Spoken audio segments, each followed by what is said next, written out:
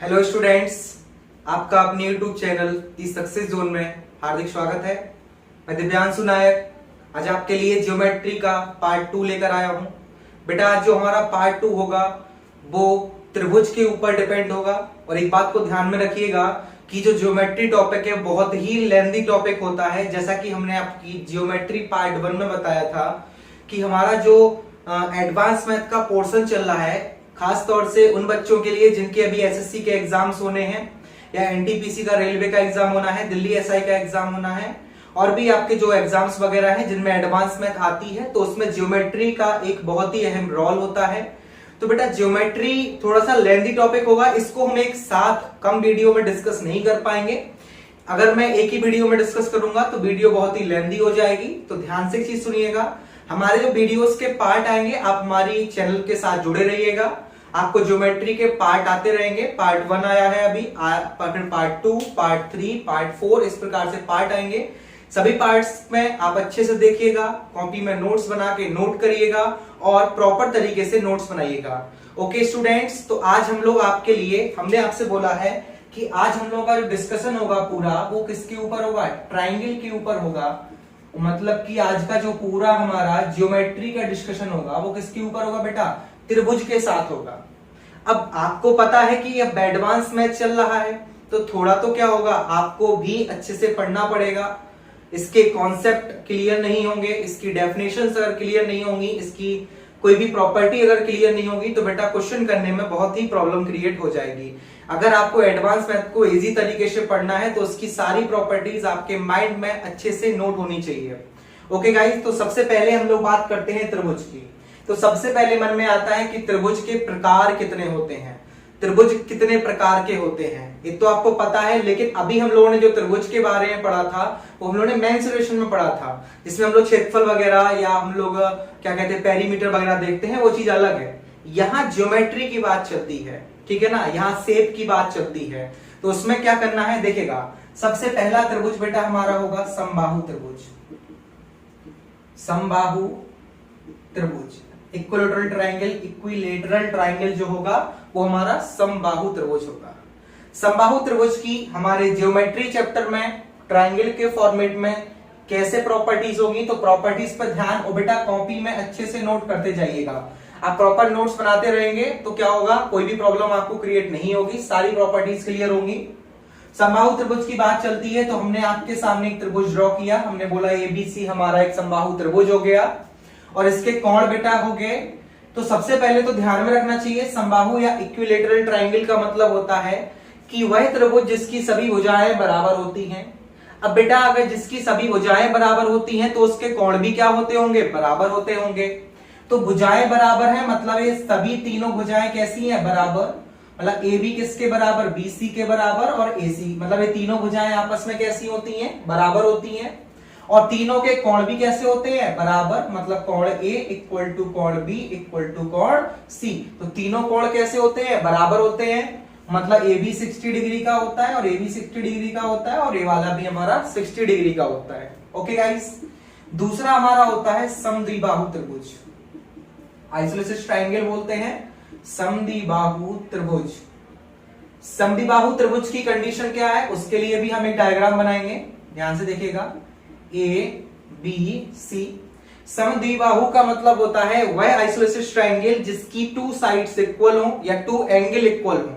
अगर हमारी समद्विबाहु में 2 भुजाएं बराबर होंगी और 2 कोण बराबर होंगे तो वो समद्विबाहु आइसोसेलेस ट्राइंगल कहलाएगा।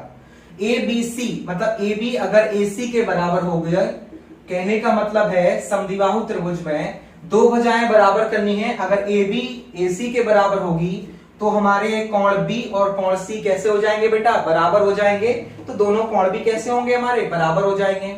ठीक है, अब 2 कोण कौन कौन से हो गए? एक कोण बी बराबर हो गया और एक कोण सी। तो जो बेटा नीचे के कोण रहते हैं, हर प्रॉपर्टीज को माइंड में रखिएगा, हर प्रॉपर्टीज को अपने कॉपी में नोट्स की तरह बनाइएगा, बहुत ही काम आएगा बेटा आपके एग्जाम्स में। बहुत ही डीप में चैप्टर पूरा डिस्कस करेंगे जिससे कभी भी कोई भी क्वेश्चन आए तो आपको प्रॉब्लम क्रिएट ना हो और आप सारे क्वेश्चंस को इजीली कर सको। ओके गाइस, तो बी और सी जो हमारे कोण होंगे उन कोण को हम लोग बोलेंगे आधार कोण, क्योंकि वो बेस में बने हुए हैं। इसलिए हम लोग इनको क्या बोलेंगे, आधार कोण। ये आधार पे है तो ये आधार कोण, और ये टॉप पर है कोण, ये हमारा क्या कहलाएगा, शीर्ष कोण कहलाएगा।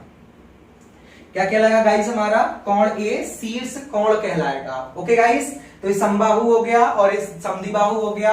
तीसरा होता है विषम बाहु, स्केलीन बोलते हैं हम लोग, विषम बाहु त्रिभुज, SCALENE, स्केलीन जो हमारा ट्राइंगल होगा उसको हम लोग विषम बाहु कहते हैं। विषम बाहु त्रिभुज, त्रिभुज के प्रकार में एक ऐसा त्रिभुज होता है विषम, विषम का मतलब होता है ऑड, मतलब कि जिसकी तीनों भुजाएं अलग होनी चाहिए और तीनों कोण भी अलग होने चाहिए। कहने का मतलब ये है कि अगर हम आपके सामने एक ट्रायंगल डिस्कस करेंगे ABC, तो AB, BC और AC ये तीनों कभी भी बराबर नहीं होंगी। मतलब AB is not equal to BC is not equal to AC, मतलब वह त्रिभुज जिसकी तीनों भुजाएं बेटा बराबर नहीं होंगी वो हमारा सविषम बाहु मतलब स्केलीन ट्रायंगल कहलाएगा। और अगर इनकी भुजाएं बराबर नहीं होंगी तो इनके जो कोण होंगे वो भी बराबर नहीं होंगे। मतलब कोण A is not equal to कोण B is not equal to कोण C, मतलब कि अगर वैसा त्रिभुज जिसकी तीनों भुजाएं बराबर नहीं है और उनके तीनों कोण भी बराबर नहीं है तो वो हमारा विषम बाहु त्रिभुज कहलाएगा।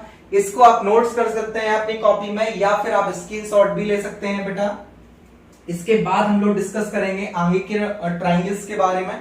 बहुत ही इंपॉर्टेंट वीडियो होगी, आप वीडियो को लाइक कीजिएगा, शेयर कीजिएगा और चैनल को सब्सक्राइब जरूर कीजिएगा। ओके स्टूडेंट्स, मैं इसको रफ कर रहा हूं, स्क्रीनशॉट आपने ले लिया होगा अब तक। इसके बाद हम लोग डिस्कस करेंगे समरूप त्रिभुज के बारे में। समरूप का मतलब ये हो जाएगा कि इक्वलिटी। अब समरूप क्या होगा देखते हैं हम लोग, आपको बताते हैं, अच्छे से देख लीजिएगा। समरूप त्रिभुज क्या होता है, सबसे पहले हम आपके सामने दो ट्रायंगल शो करेंगे, उसके बाद देखेंगे, देखते हैं क्या होता है।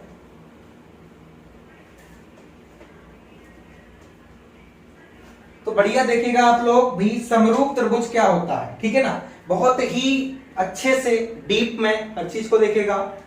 समरूप त्रिभुज, समरूप त्रिभुज, समान रूप रखने वाले त्रिभुज, समरूप त्रिभुज। दो ट्रायंगल आपके सामने बना रहे हैं, बहुत ही ध्यान से समझिएगा। इसको हमने बोला ABC और इसको हम बोलेंगे DE और F। दो ट्रायंगल बने हुए हैं, एक बना है ABC और एक बना है हमारा DEF। देखिएगा ध्यान से। तो समरूप त्रिभुज का मतलब ये होता है कि इनकी जो भुजाएं होती हैं, बराबर इनकी जो भुजाएं होती हैं वो हमेशा समानुपाती रहती हैं। कहने का मतलब यह है कि इसकी अगर ये वाली भुजा AB होगी और इसकी अगर ये वाली भुजा DE होगी तो दोनों के जो अनुपात होंगे वो किसके इक्वल होंगे, इस वाली भुजा और इस वाली भुजा के। ठीक है, तो कहने के लिए हम एक लेंदी में भाषा में ये लिख सकते हैं कि त्रिभुज की जो तीनों भुजाएं, जो ABC त्रिभुज बना हुआ है और एक DEF त्रिभुज बना हुआ है, इसकी तीन भुजाएं किसके समानुपाती होंगी, उस दूसरे वाले त्रिभुज के जो कि DEF दिखाई दे रहा है। तो हम लोग बोलेंगे AB upon DE is equal to BC upon EF is equal to AC upon DF। तो ध्यान से देखिएगा आप लोग गाइस, ये हमने आपको बताया कि इनकी भुजाएं जो होती हैं वो तो आपस में समानुपाती होंगी, लेकिन कोण इनके जो होते हैं वो हमेशा बेटा बराबर ही होते हैं। इस चीज का भी ध्यान रखिएगा।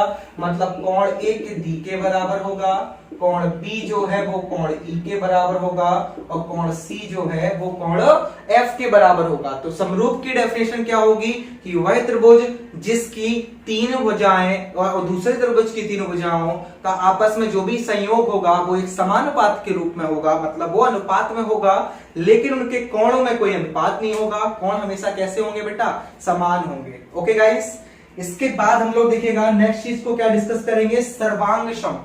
सर्वांगसम त्रिभुज प्रकार चल रहे हैं बेटा, त्रिभुज के प्रकार चल रहे हैं, बार बार आपसे बोल रहा हूं, ध्यान में रखिएगा। त्रिभुज के प्रकार, तो त्रिभुज के प्रकार में एक सर्वांगसम त्रिभुज भी आता है, उसके बारे में देखिएगा ध्यान से। इसको रख कर रहे हैं। सर्वांगसम को हम लोग इंग्लिश में बोलते हैं कॉन्ग्रुएंट त्रिभुज। अब भाई कॉन्ग्रुएंट के बारे में समझना है, ध्यान से देखिएगा। कॉन्ग्रुएंट क्या होता है, बहुत ही बेहतरीन डेफिनेशन होती है कॉन्ग्रुएंट की या सर्वांगसम त्रिभुज की। तो देखिएगा क्या होता है, ध्यान से देखिएगा। भाई सर्वांग सम का मतलब क्या होता है? पहली चीज तो यह है कि सर्वांग सम क्या होता है। तो सर्वांग सम का मतलब ये होता है कि वह त्रिभुज, दो त्रिभुज आपके सामने होते हैं, अगर एक त्रिभुज दूसरे त्रिभुज को पूरी तरह से ढक ले, ढक मतलब कवर्ड कर ले, और कवर्ड कब करेगा? जब उनकी भुजाएं और कोण कैसे होंगे बेटा? समान होंगे। मतलब कि सर्वांगसम त्रिभुज दोनों तभी होंगे जब उनकी भुजाएं और उनके कोण आपस में बराबर होंगे, तभी वो हमारे कॉन्ग्रुएंट होंगे और सर्वांगसम होंगे।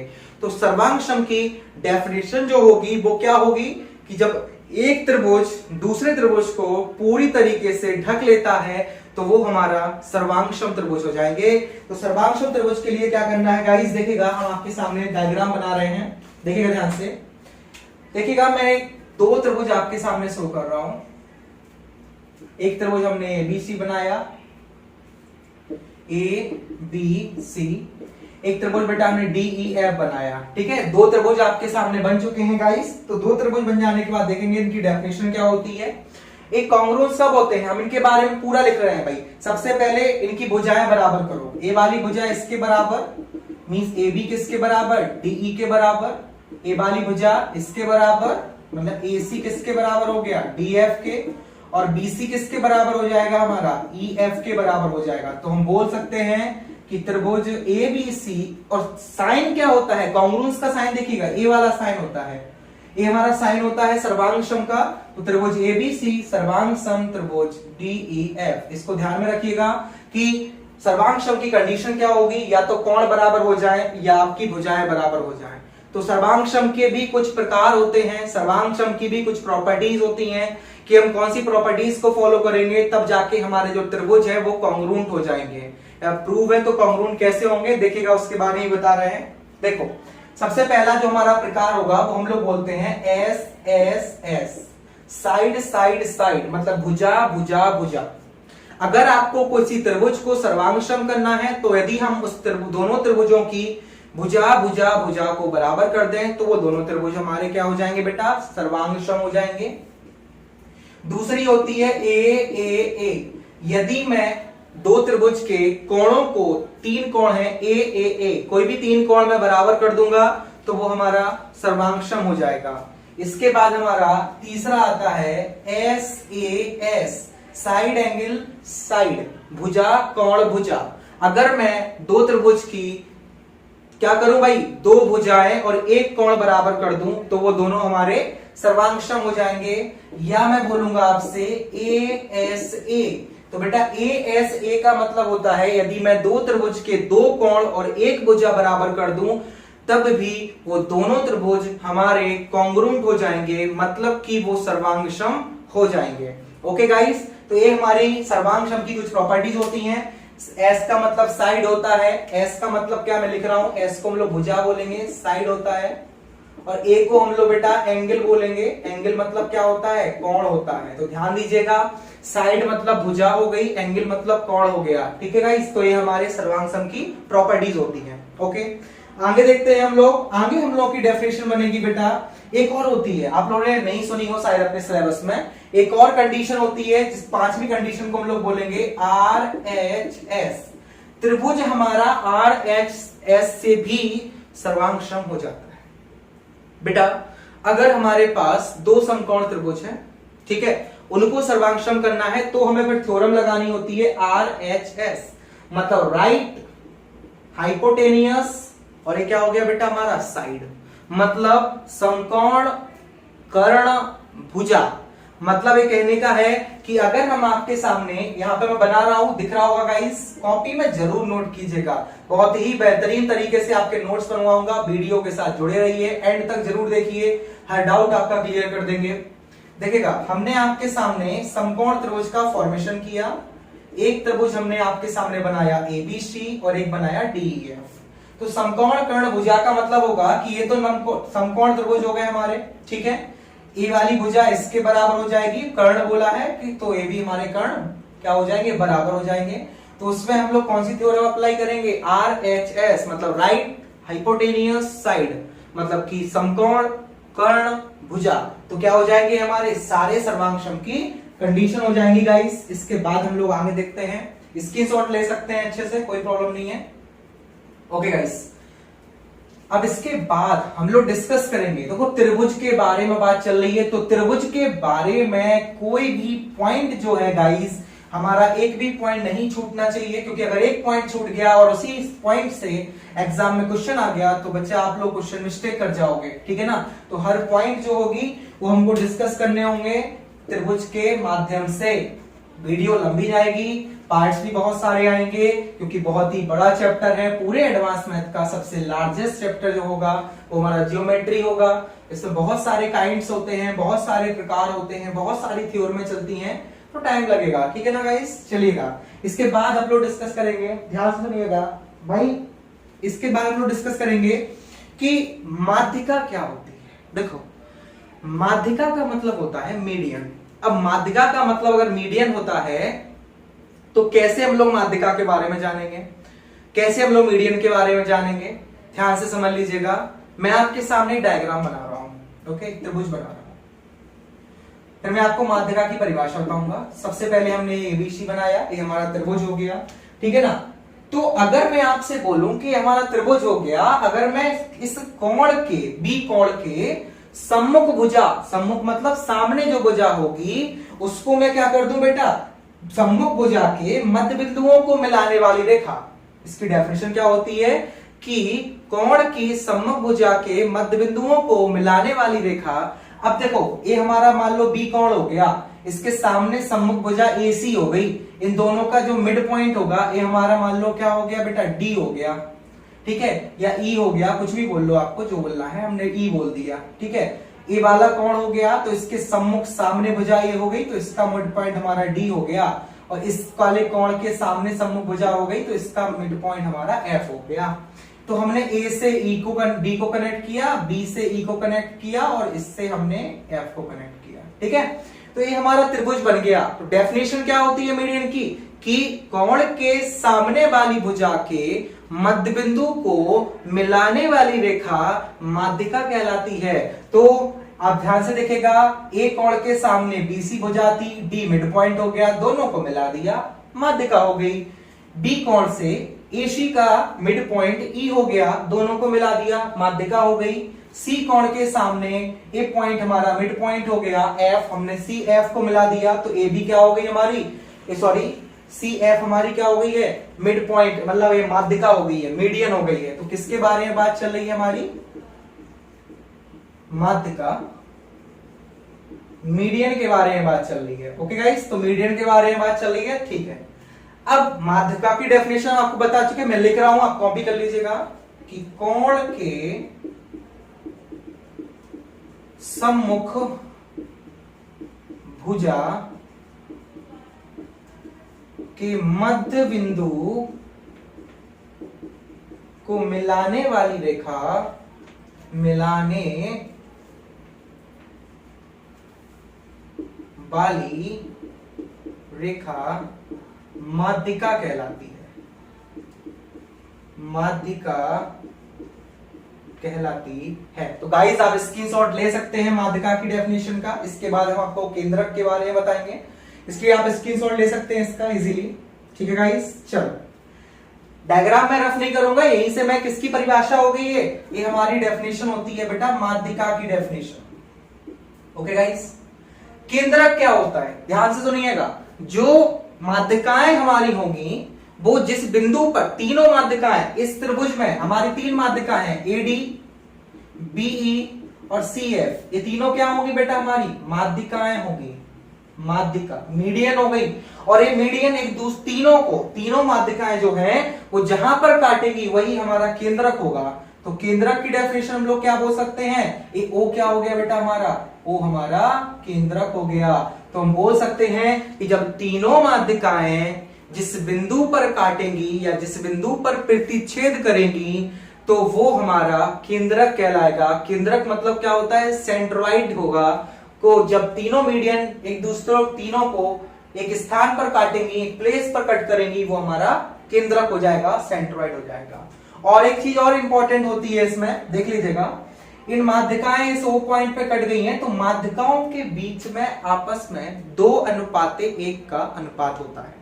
जहां पर ये समद्विभाजित करती हैं वहां से इनका रेशियो 2:1 होता है, मतलब A2 तो A1, यहां पे 2A1 A2 और A1, तो हम बोलेंगे AO अपॉन OD बराबर BO अपॉन OE बराबर CO अपॉन OF बराबर 2/1। मतलब माध्यिकाओं के बीच में जो अनुपात रहता है जब वो समद्विभाजित करती हैं तो उनके बीच में जो अनुपात रहता है वो हमेशा 2:1 का अनुपात रहता है। किनमें? माध्यिकाओं में बेटा।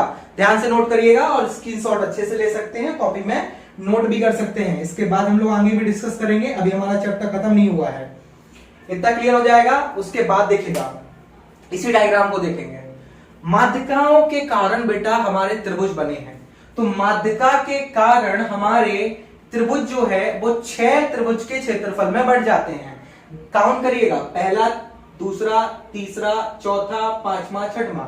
तो माध्यिका से क्या हुआ? 6 बराबर भागों में त्रिभुज बट गए और उनके क्षेत्रफल भी डिवाइड हो गए। अगर हम आपसे बोले कि हमको केवल DOC का क्षेत्रफल चाहिए तो क्या करेंगे? DOC क्या है हमारा? ध्यान से देखिएगा, अगर मैं आपसे बोलूं कि हमें कोण AOE का क्षेत्रफल चाहिए तो AOE क्या है? त्रिभुज के 6 पार्ट, मतलब त्रिभुज पूरा जो ABC है उसका क्या होगा बेटा? 1/6। आपको किसी भी त्रिभुज का क्षेत्रफल निकालना हो, अगर आपके पास ABC का क्षेत्रफल आ जाता है तो आप उसका 1/6 कर दीजिएगा, क्योंकि माध्यिका के कारण त्रिभुज 6 बराबर क्षेत्रफल वाले भागों में डिवाइड हो जाता है गाइस। ओके, ध्यान से हर चीज को नोट करते जाइएगा कॉपी में।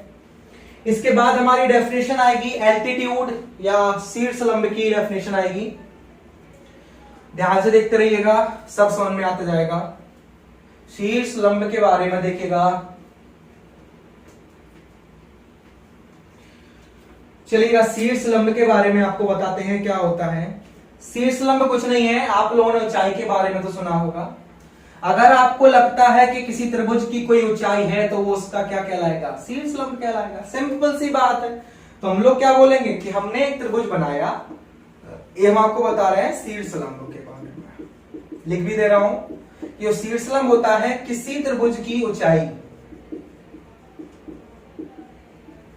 किसी त्रिभुज की ऊंचाई को ही हम शीर्ष लंब कहते हैं।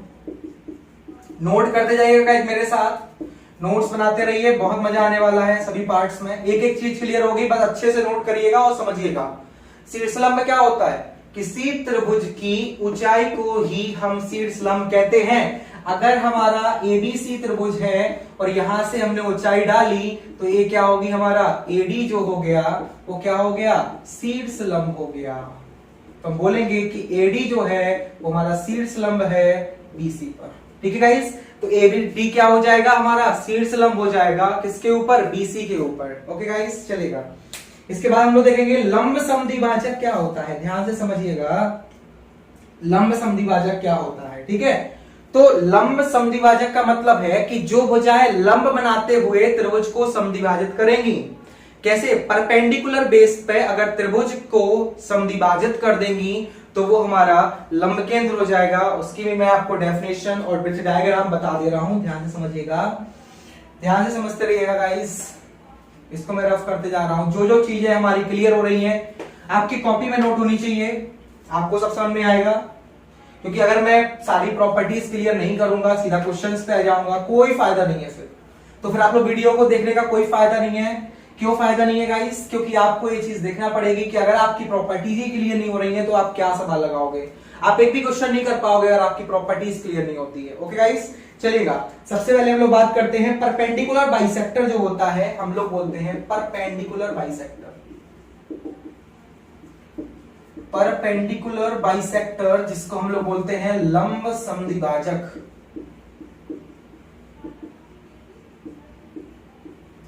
लंब समद्विभाजक क्या होता है? ध्यान सुनिएगा कि एक रेखा जो त्रिभुज की भुजा को,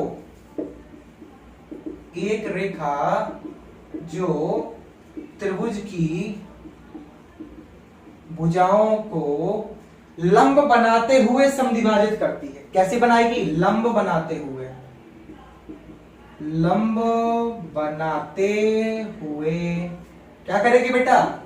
समद्विभाजन मतलब बाइसेक्ट, दो भागों में बांट देना।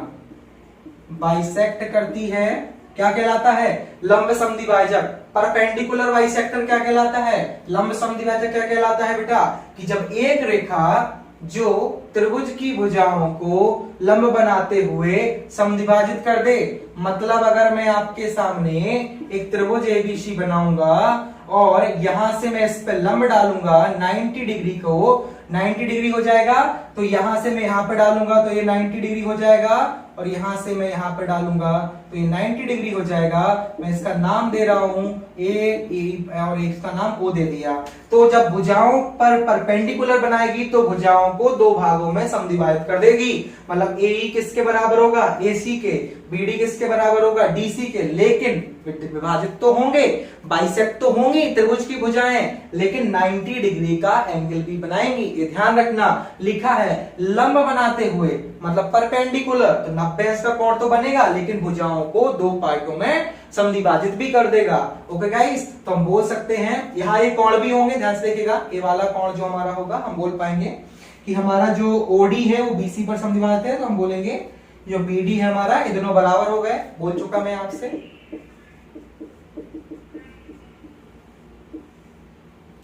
ओके गाइस, ये हो गया। दूसरा क्या है? कोण के बारे में देख लीजिएगा।